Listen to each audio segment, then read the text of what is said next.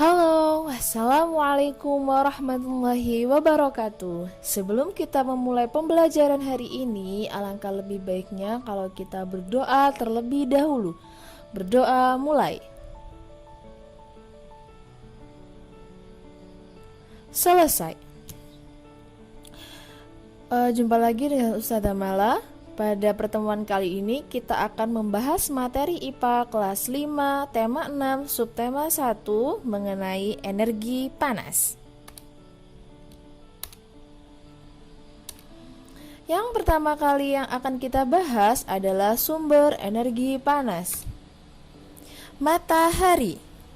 Energi matahari memiliki manfaat yang sangat besar seperti menghangatkan bumi.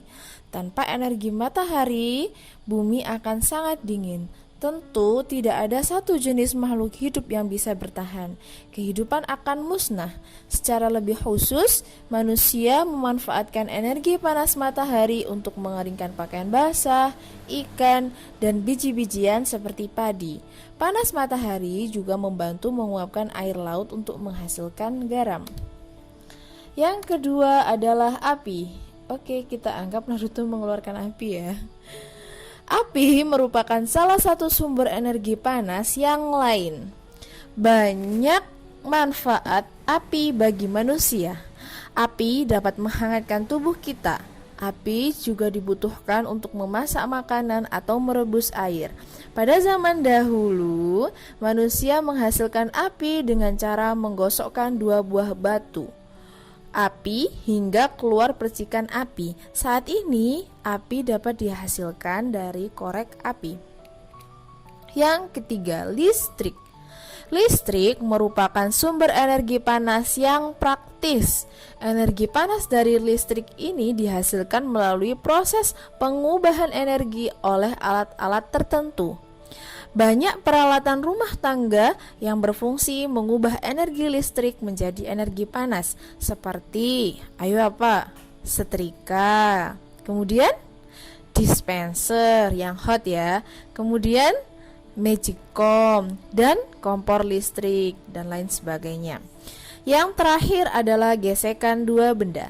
Sumber panas juga dapat diperoleh dari gesekan antara dua benda. Sebagai contoh, ketika kita menggosokkan kedua telapak tangan saat kedinginan, lama-kelamaan akan terasa hangat. Coba tangan kalian digesekkan, pasti nanti akan terasa hangat.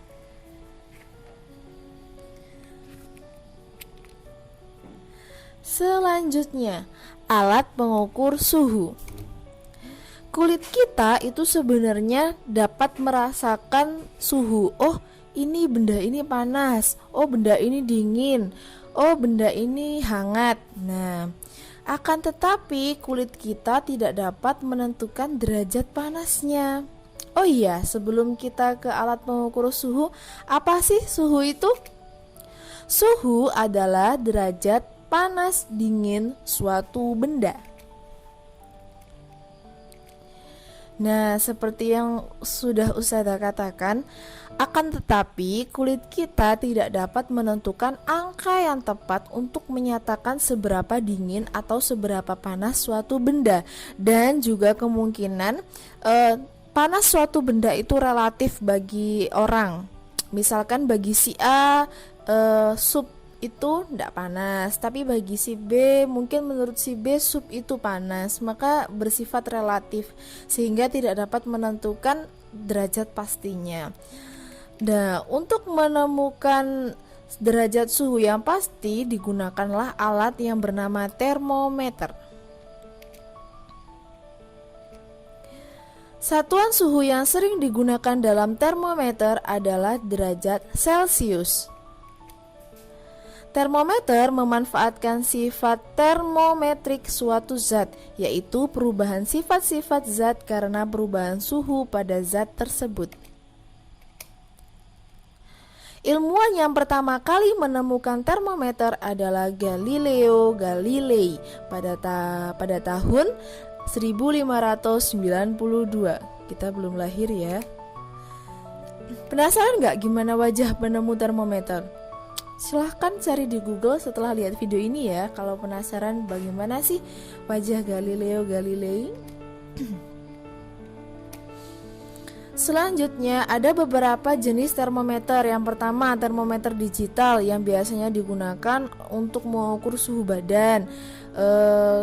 Kalau kalian demam atau kalian lagi panas badannya, ya demam sih, itu pakai termometer digital yang biasanya digunakan oleh ibu kalian, oleh mama kalian. Kemudian termometer resistensi. Apa itu termometer resistensi? Termometer resistensi mencatat perubahan resistensi cairan yang mengalir melalui kawat platina. Termometer ini digunakan dalam bidang otomatisasi. Kemudian yang terakhir adalah termometer inframerah, menggunakan sinar inframerah seperti kalau ketika kalian mau masuk ke SD itu kan di termogan dulu. Nah, itu termogan itu menggunakan inframerah. Sudahkah kalian tahu bagaimana macam-macam bentuk termometer?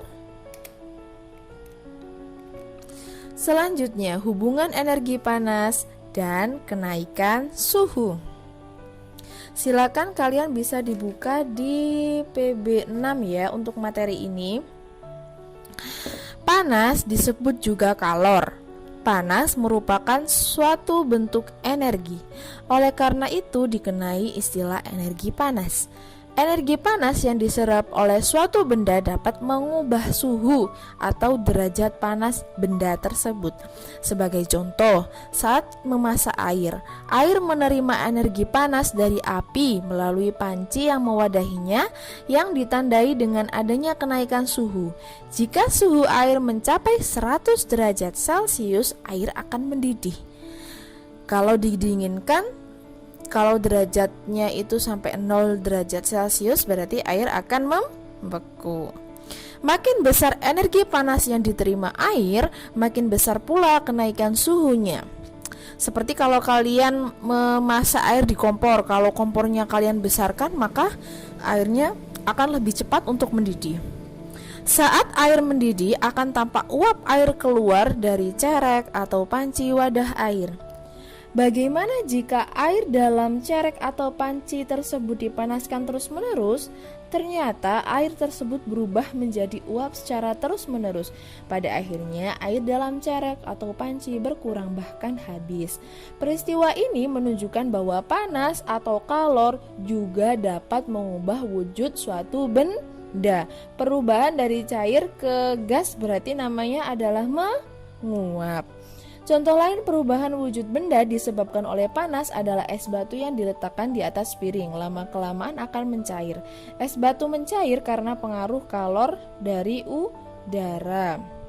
Untuk lebih memahami hubungan energi panas dan kenaikan suhu, perhatikan gambar berikut ini. Nah, di sini ada dua panci A dan panci B. Mereka dipanaskan dengan suhu yang sama, kompornya sama besarnya ya. Terus kira-kira ada yang tahu nggak perbedaan dari kedua gambar ini apa? Kemudian, iya panci A miring ya. Kemudian ini nih ada pertanyaan yang bisa kalian observasi dan nanti kalian kerjakan di buku tema. Setelah itu nanti kalian dokumentasi dan kalian kirimkan ke ustadzah.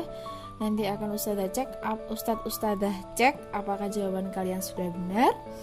Yang pertama, bagaimana ukuran kedua panci? Sama atau berbeda? Yang kedua, panci manakah yang memiliki massa lebih banyak? Massa itu berat ya. Yang ketiga, kalau kedua panci dipanaskan secara bersamaan, panci manakah yang akan memerlukan waktu lebih lama untuk mendidihkan air di dalamnya? Jelaskan. Kemudian yang keempat, bagaimana hubungan antara energi panas dengan kenaikan suhu?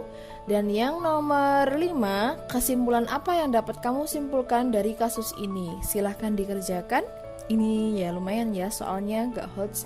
Jadi silahkan dikerjakan di buku tulis. Kalau misalnya kalian membutuhkan percobaan, boleh kalian lakukan percobaan dengan pengawasan orang tua tentunya. Demikian materi hari ini. Apabila ada pertanyaan silahkan tulis di kolom komentar atau kalian bisa langsung WhatsApp ke ustadzah. Semoga ilmunya hari ini tuh bermanfaat. Mohon maaf apabila ada salah kata atau kata yang kurang berkenan. Saya akhiri. Assalamualaikum warahmatullahi wabarakatuh. Tetap semangat ya.